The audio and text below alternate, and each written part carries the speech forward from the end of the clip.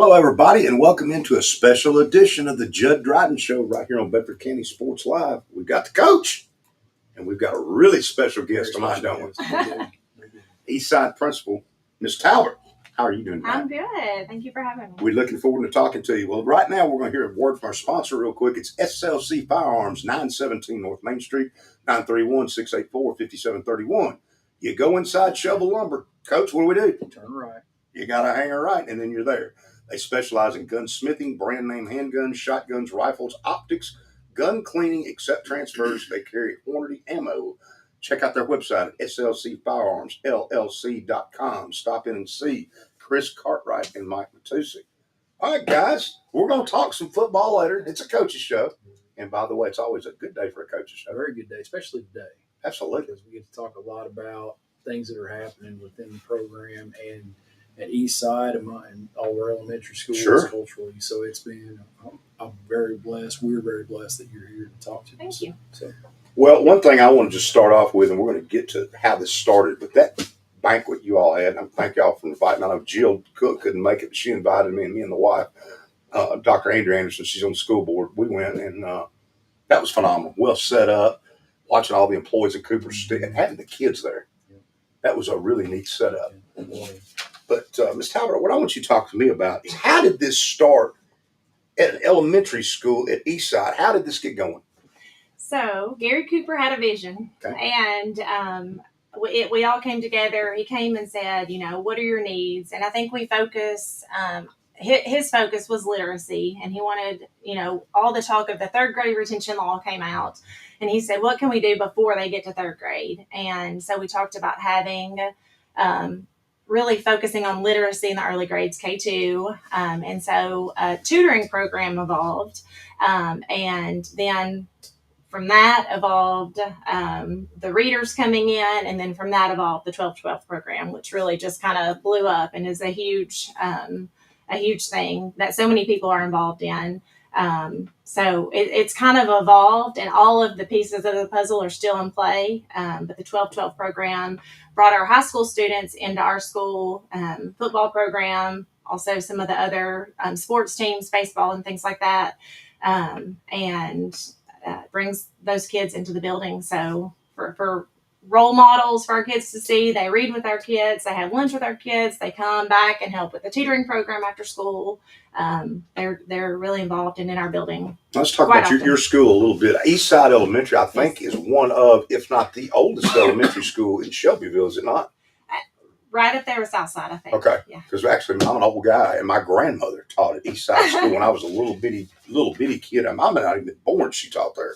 But what has the program done for your school to help Eastside Elementary?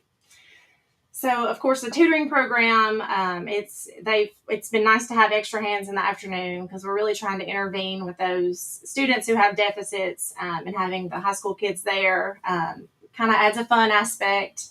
Watching some big football players play, alphabet bingo, is pretty fun. And then, of course, they come and read with our students, and it's been a positive impact for our students academically, but also socially. And I talked about this at the 12-12 banquet, just having our kids have role models to look up to. They want to go to the football game on Friday night because, Rocky Chandler sat and read with me on Friday afternoon, and now he's playing football tonight. So we've built a lot of relationships, and of course, the academic aspect has been good as well.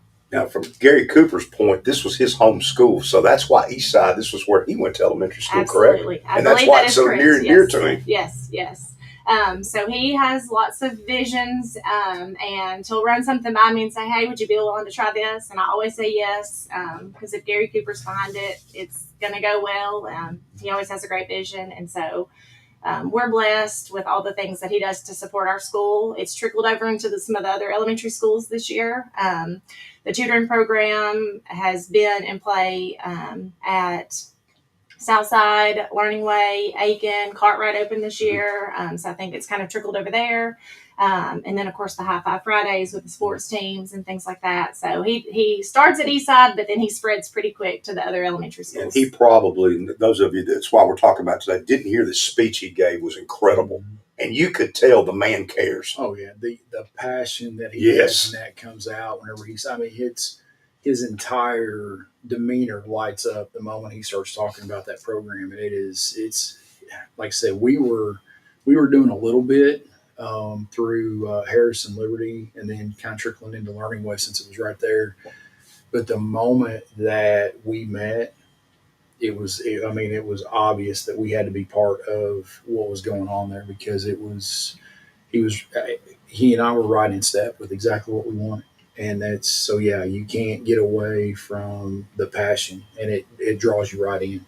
Oh man, he absolutely showed. He even teared up right there at the end, and that was where I wish everybody out there could have seen this. And so many of you don't even know that it's out there and it exists. Right. And that's kind of what we're trying to do here tonight, is kind of tell how it got going. Now, how in the world did we go from a reading program and get this big? How did that take place? Well, I think it just evolved. I think that he saw a need maybe with the sports teams.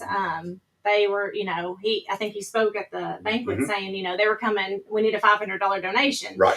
And he said, I can do one better, but he wanted them to, in turn, give back to the elementary schools, which they were already doing a little bit. But like Coach Dryden said, they, really kind of amped it up when he got involved. And so it evolved into the 12-12 program.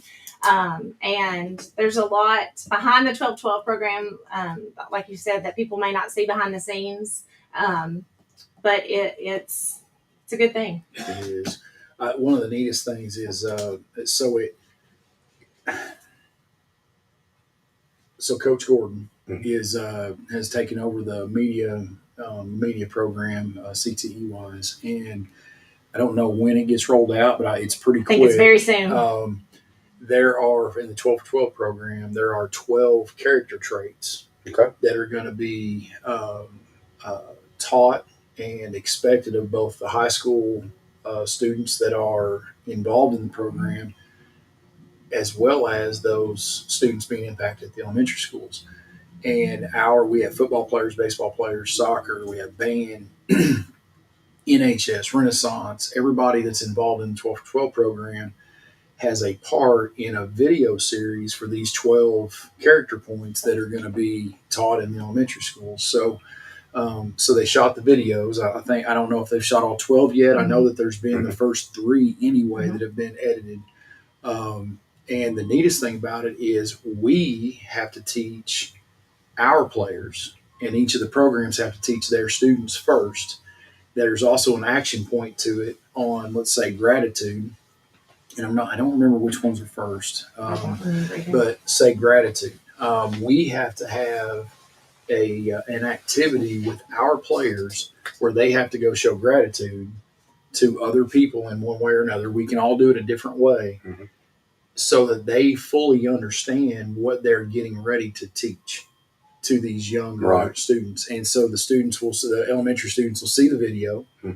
And then all of a sudden that entire week, as all these programs show up at the schools, they're demonstrating, talking about, and teaching as well, and reinforcing all this stuff. And it's and each one of those, and actually it was on the card. It was on the back of the card at the banquet dinner. Yeah.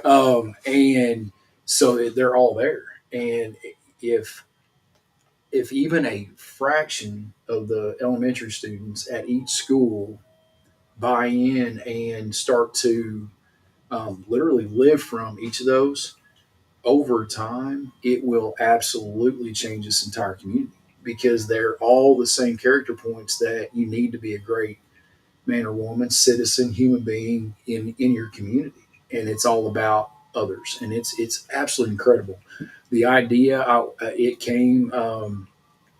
it started off as a conversation that was brought up by Coach Williams of baseball, I believe. And then it morphed, and then it kind of morphed into a full conversation and brainstorming session that has now culminated in a full video series that's been professionally done. And it's, who knows, maybe Coach Gordon can market it at some point. And they've done all the graphics, and it's going to be fun. And to watch our guys having been part of the video series and the production of it, and then turn into what's getting ready to be a great teaching series. Yeah. It's pretty cool. A point Gary made too was that he talked about giving out the backpacks. I remember in his speech, and this is Bill Anderson speaking, not Gary, but I call it skin in the game. So what he was thinking was, before I just hand you a backpack, everybody needs to have a little skin in the game here. And I thought that was that's my words, but he's exactly right. It is. And it goes back to the way the 12 for 12 program works for the high school programs. So in order for us to receive the grant money, we have to have, like we'll have, now every program is different because, I mean, football has a large roster, so we can send the most kids. Like we will send 4, it ends up being 8 a week, 4 in the first semester, 4 for the reading outreach program, and 4 for High Five Friday every week, and to every school, to every elementary in the city. Okay.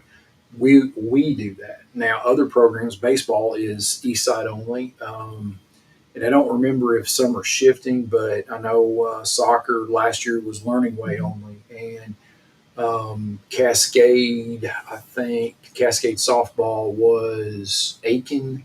I can't remember all of them, but so that's all starting to play out now. And there's been an increase in the number of sports teams and clubs that are involved. So they've started to NHS, band, Renaissance are all involved. Renaissance job is to start a Renaissance program. So I know they did with you guys last year, and that's starting to morph itself out into a big thing inside the elementary schools as well. So.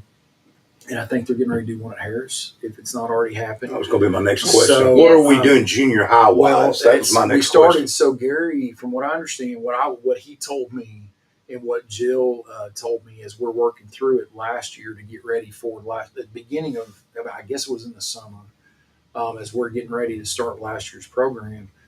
Gary wanted to be very elementary focused. Right. He wanted to stay focused on one area. I understand that. And build it from there. And now my understanding is Liberty K through 8 has their own program in place. And I think I remember a conversation, even though I don't remember details, that brought Harris into play. So it is happening. And so it is absolutely amazing to watch all this stuff just kind of, I don't know. You talk about organic growth. It's exactly what everybody wants to be a part of it now.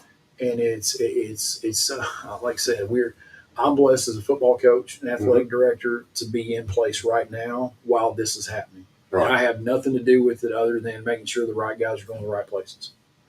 And that's all. And it's just to sit back and watch. It's amazing. From a coaching standpoint, how much of this do you attribute to more kids coming out for athletics, possibly, especially down the road? I think down the road we're going to see now. All the people in Cascade are going to get upset. I want Royal and Vegas everywhere, right? I want.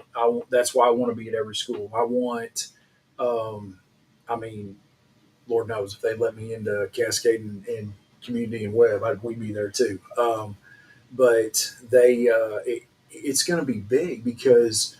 It doesn't matter what the sport is. Doesn't matter if it's band. Doesn't matter if it's NHS. Doesn't matter if it's Renaissance.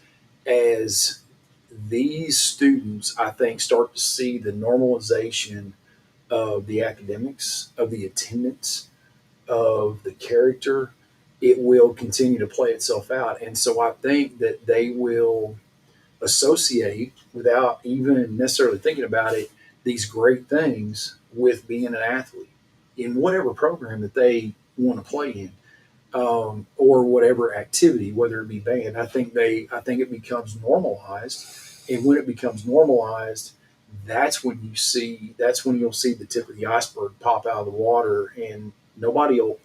I don't want to say they won't remember how it all started and how it started to form up, but they'll start to see the tip and be excited about that.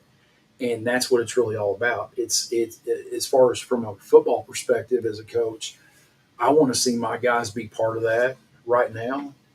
And I'm okay if people forget the amount of, I think I think our hours were over 1,500. Baseball's hours last year were in that neighborhood. Soccer was in that neighborhood. There were several of us in that neighborhood. And I'm okay if people don't know the number of hours we put in, even though I just said it. You know, as long as they see the results of it. And as we see our numbers go up, I mean, our numbers just from last year to this year went up by almost 30% on our roster. And that's only because of the good things that are being said. So as things move forward, you'll start to see an increase in youth participation, an increase in everything as it goes. And I mean, you should hear. You should. I got to sit in on a meeting with Gary, the band director at the high school. I mean, he is all in on band, so it's not just athletics; Right. it's everything, and it just goes to his vision. It's an encompassing vision that takes care, that is aimed at a holistic approach to the academic and the citizenship side of the elementary schools, and we're only going to get better because of it. From an administrative standpoint, Ms. Talbot, let me ask you this. You got to be able to read and you got to be able to write. And it starts right here at the elementary level. If you can't do those things, you're done. That is, and that's what the great thing about this is it started with reading. Absolutely. And if you can't read, you're nowhere. That's correct. And that's, like I said, that was Gary's original initiative was early literacy, and it just exploded from there. And I couldn't tell you in my lifetime the people I've been around that sadly couldn't read, but faked it so good you would never know it. Right. And that's sad because the opportunity to read is there. And I think this makes it fun for the kids to idolize an athlete that comes in the school. For sure.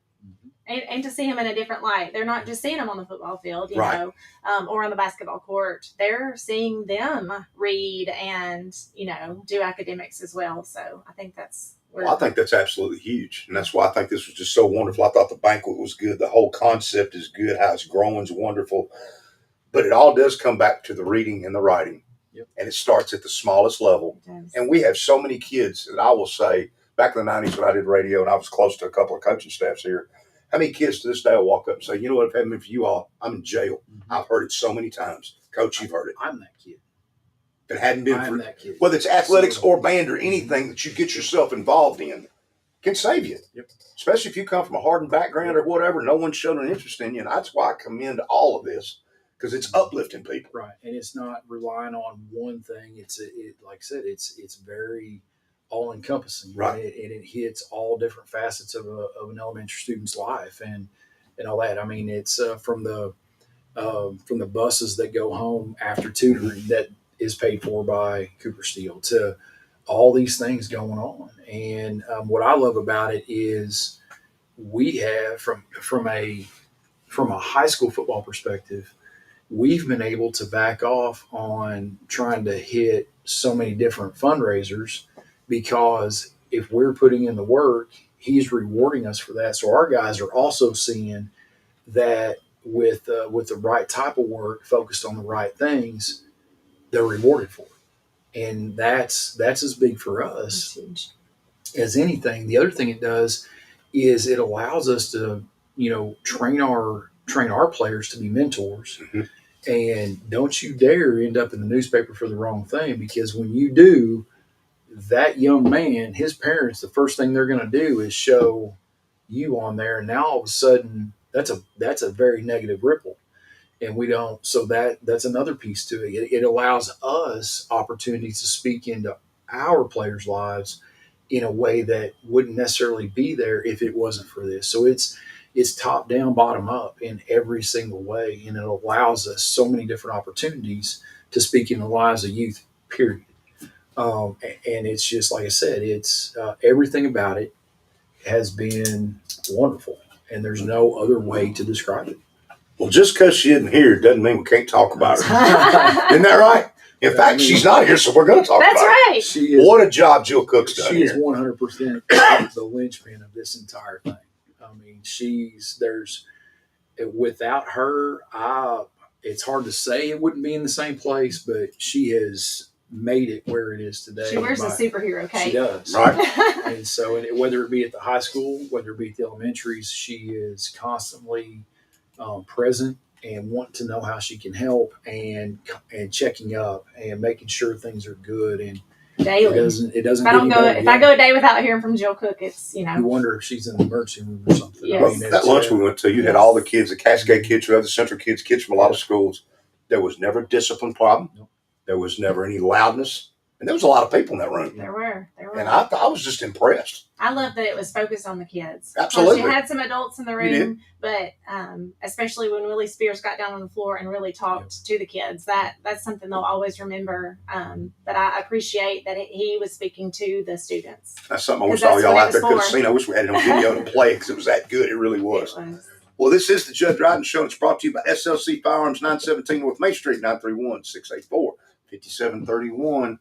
You go inside Shovel Lumber, you hang a right, and if you get really lucky, there's a mythical creature that you might see at SLC Firearms. You know that guy? Yeah, well, I mean, he's going to hate you. No, he's not. Yeah, I think he likes it. He might, maybe in the closet, but I don't know about right now with Ricky Epperson. Ricky Epperson. I don't know. Jud Dryden and Bill Anderson are giving you a shout out. SLC Firearms, check out the website, slcfirearmsllc.com. Mike Matusik, Chris Cartwright, check the guys out. Well, it's a show, we have a coach's show, so let's talk about some upgrades at Central High School. And we've had some, and I know we don't want to talk to baseball, we can do it later, but let's talk first about baseball. Okay. Tremendous upgrade out there. Yeah. Soccer upgrade. It's so there's a lot of things on the table. There's some things that we can't speak of right now because there's some decisions that the school board has to make and things like that. So we can talk about what's been done. Mm-hmm. So you have baseball, brand new video scoreboard. Their press box is like the Taj Mahal of press boxes now.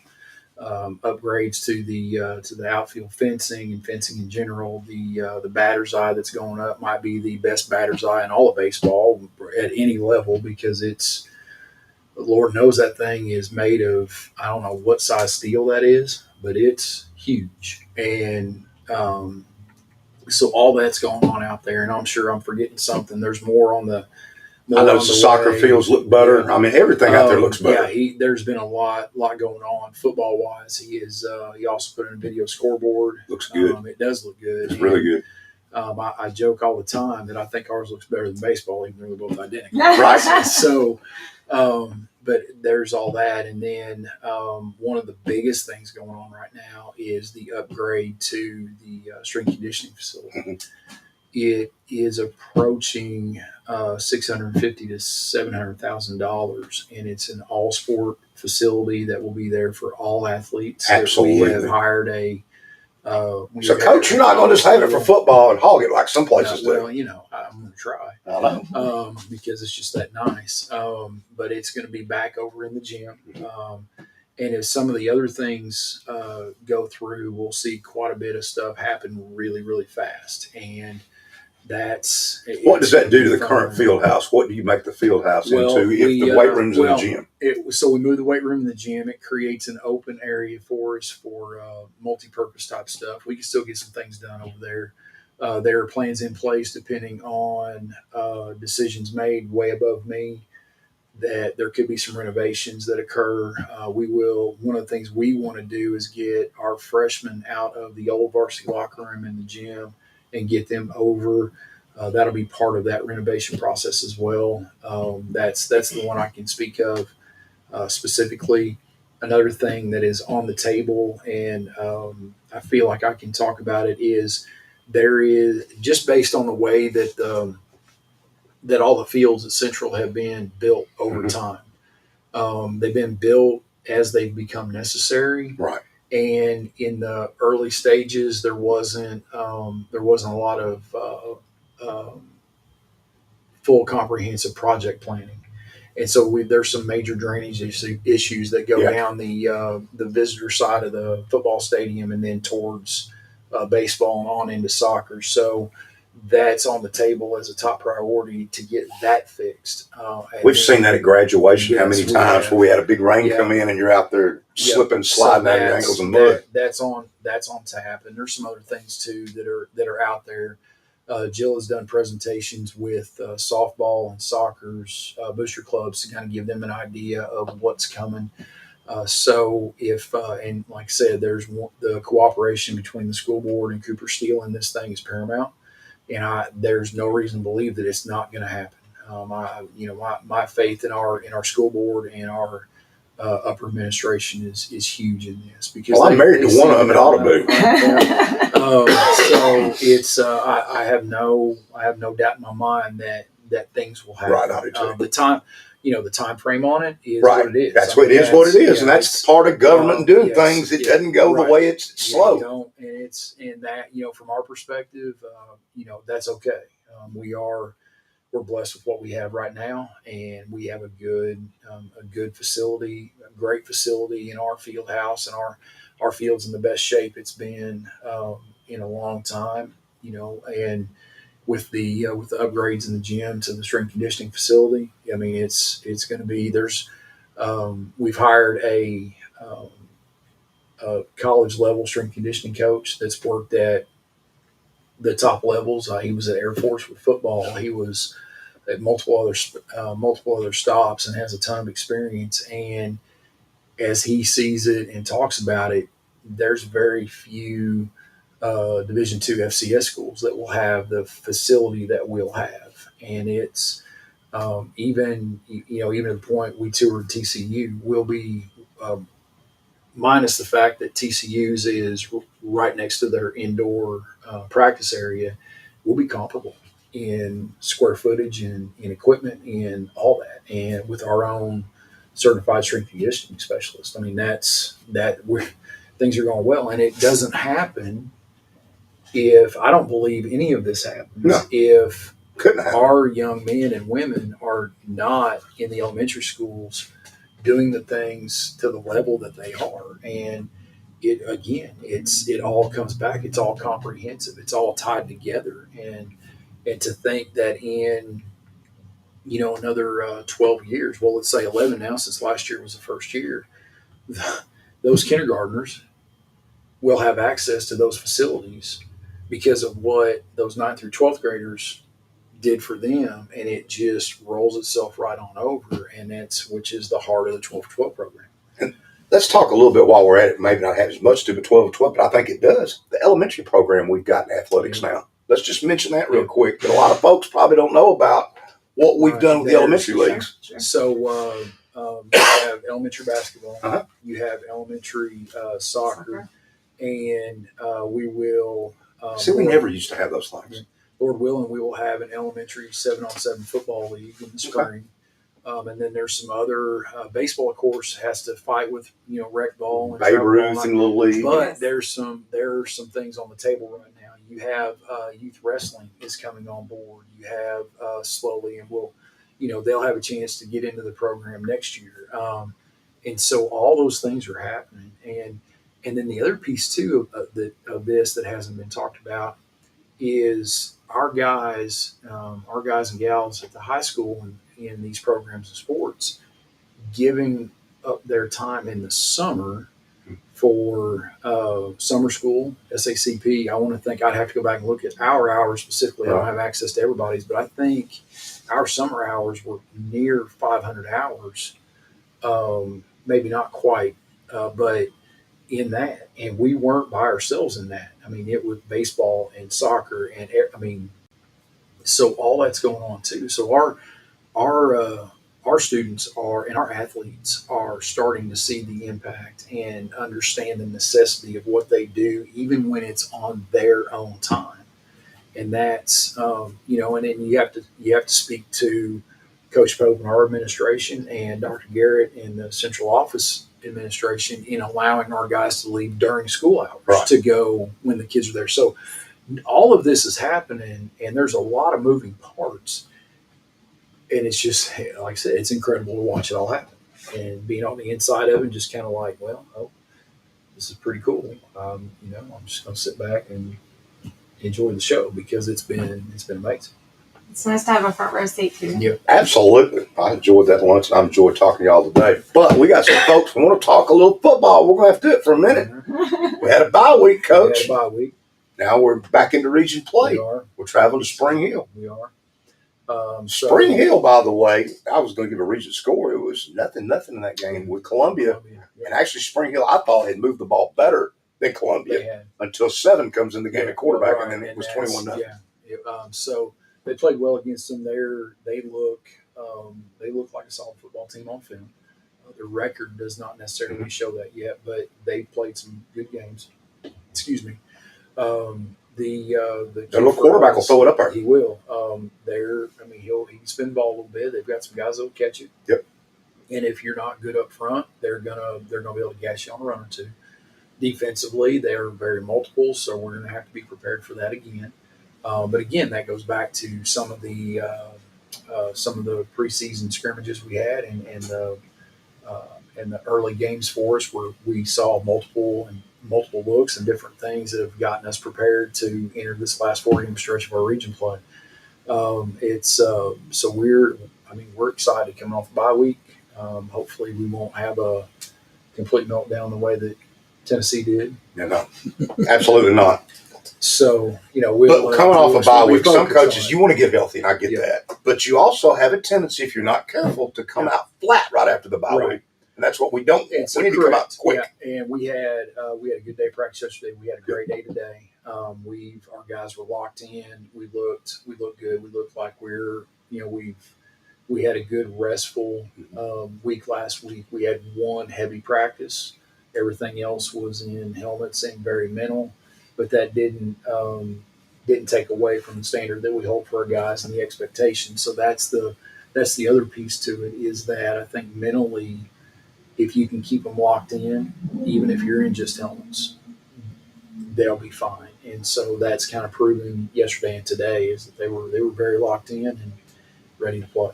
Now, of course, we don't have any player interviews this week because we were on a bye, but I'm going to say this in interviewing those kids: the football IQ some of them have is the success we're having on the field. I agree. Now, understand, too, that was hard earned. We were actually talking in our post-practice staff meeting tonight. You got to remember, these juniors and seniors were freshmen and sophomores when we were getting our, bus just handed to us, and they remember what it was like to have to figure out ways to be successful. And you want to talk about solidifying a growth mindset. That's what that 3 years ago was for us. So that has allowed us to continue to improve and do the things that we need to do. And that senior leadership in that aspect is what has allowed our sophomores to really start to gel and improve on their own. So that's what's impressive too. Even these sophomores have got pretty good football IQ. Do. They understand why and how. Now let's be honest. We got a couple of guys on our team that are by far more intelligent than I am.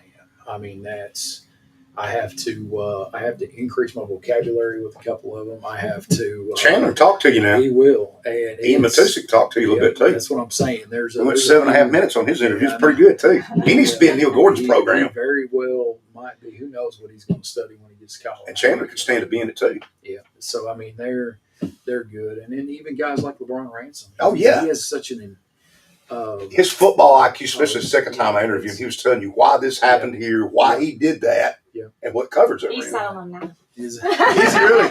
So yeah, oh, good. So it's just fun. It's fun for me. It's encouraging for me, and it's been a blessing for me to be a part of this thing. Coach, did you know you've won 7 games in a row on the road? I did not. I was going to remind you. I'm sure you will. 7-0. Yep. Looking break no here. Yeah, well, because the problem here is we've got 4 games left. We do. There's only 1 at home. Yep. You've got Spring Hill here, and then we've got Lawrenceburg. Everybody needs to come to that last home game for these guys. Senior night. And then you've got Lincoln County, Tullahoma on the road back to back. We're both playing great football. Yeah, they are. I mean, that's so. Yeah, I mean it's. Lincoln County beat Franklin County 49-6. I'll mention that in the region game. It was 42-0 at the half. Mm-hmm. Lincoln County got on them hard. Now Tullahoma had a lot of trouble with Lawrenceburg. They won 31-14. That game was 14-3 in the third quarter.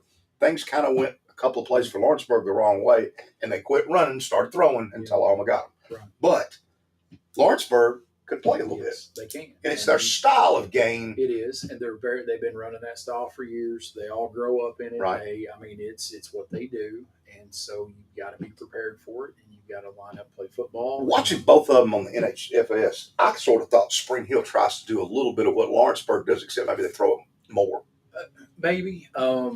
Spring Hill looks a little bit more like us, I think, as far as the what they're doing, the formations, and what they're trying to scheme wise on offense. Anyway, defensively, they're much more multiple than we are with a lot of looks. So it'll be interesting to line up play over there. And I believe I need to verify, but I think the game has been moved to Battle Creek.